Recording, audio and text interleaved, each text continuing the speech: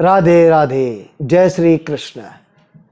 पिछले कई दिनों से लोगों के मैंने हाथ देखे, इतने अच्छे अच्छे योग, इतने अच्छे अच्छे योग, लेकिन कलयुग में आने के बाद ज्ञान की कमी होने के कारण वो गलत जगह पूजा करने चले जाते हैं।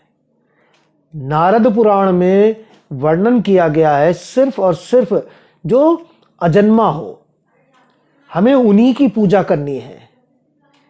जब हम किसी को नंबर मिलाते हैं तो हमको उसी व्यक्ति से बातचीत होती है कि नहीं?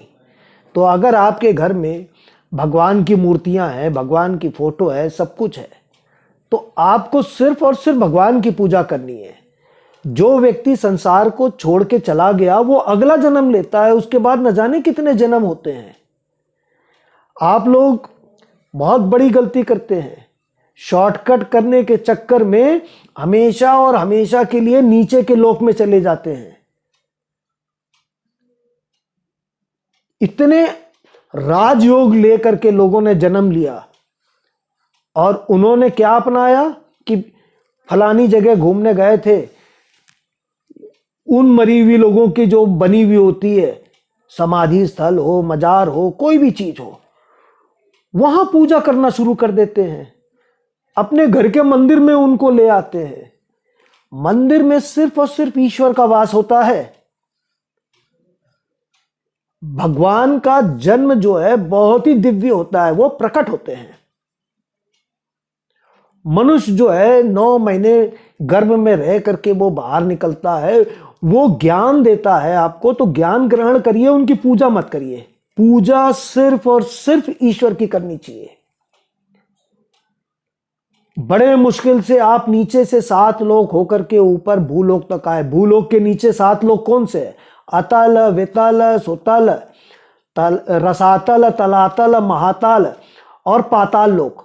आपने अपनी यात्रा शुरू की पाताल लोक से, 7 लोक को पार करके भूलोक तक, मनुष्य लोक तक आ गए। अब मनुष्य का जन्म मिल गया, अब आप क्वालिफाई कर गए ऊपर के 7 लोक में जाने के लिए। भूलोक के ऊपर भूवर, स्वर, महर, जन, तप और सत्यलोक। सत्यलोक यानी ब्रह्मा जी का लोक।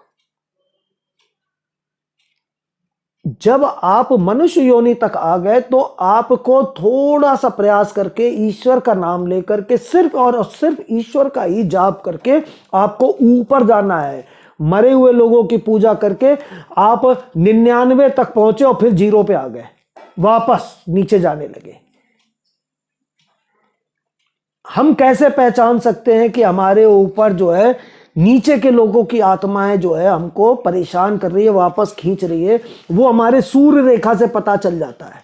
सूर्य जो है उससे पता चल जाता है। जब आपकी सूर्य रेखा छोटी होने लगे, टूटने लगे, कोई रेखा शनि से आके उसको काटने लगे, सूर्य रेखा बिल्कुल खत्म होने लगे, तो आप ये बात समझ लीजिए कि नकारात्मक ऊर्जा का आप शिकार हो चुके हैं। परंतु समाधान है। मनुष्य जो है बहुत मुश्किल से ये जन्म मिलता है मनुष्य योनि का। देवता भी तरसते हैं कि काश हमें मनुष्य का जन्म मिल जाए। अगर वो ध्यान से अपने इस आज्ञा चक्र का इस्तेमाल कर ले, जहां पर लोग टीका लगाते हैं, तो वो एक नई सृष्टि की भी रचना कर सकते हैं और सारे बंधन, यानी बंधन किसके? गंदे बंधन, गलत बंधन, जो नीचे के लोग के जो बंधन है, जो आपके ऊपर गलत आत्माओं का जो वास हो जाता है, उससे मुक्ति मिलने का पूरा व्यक्ति के अपने अंदर कैपेबिलिटी होती है।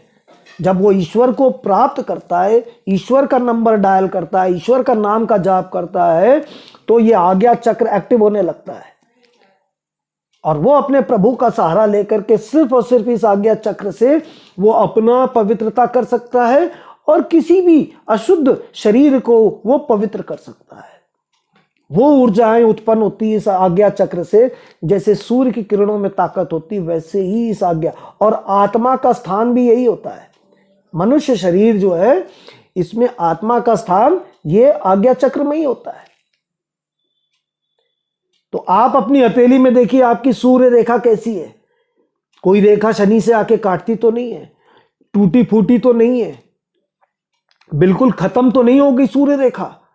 अगर ऐसा है तो निश्चित तौर पे आप या आपके परिवार में कोई आपके घर का ही सदस्य ऐसी जगह से पूजा करके उनको गलत ऊर्जाओं को ले आता है। वो ऊर्जाएं आपको कोई भला नहीं करेंगी, कोई फायदा नहीं करेंगी, सिर्फ और सिर्फ नुकसान। आपको ईश्वर ने राजयोग दिया, लेकिन भोग किस चीज का करेंगे? भोग आप करेंगे गलत चीजों का। परेशानियां, एक्सीडेंट, तकलीफें, ये सब नकारात्मक ऊर्जा से होता है। अधिक जानकारी के लिए आप हमसे संपर्क कर सकते हैं। राधे राधे, जय श्री कृष्ण।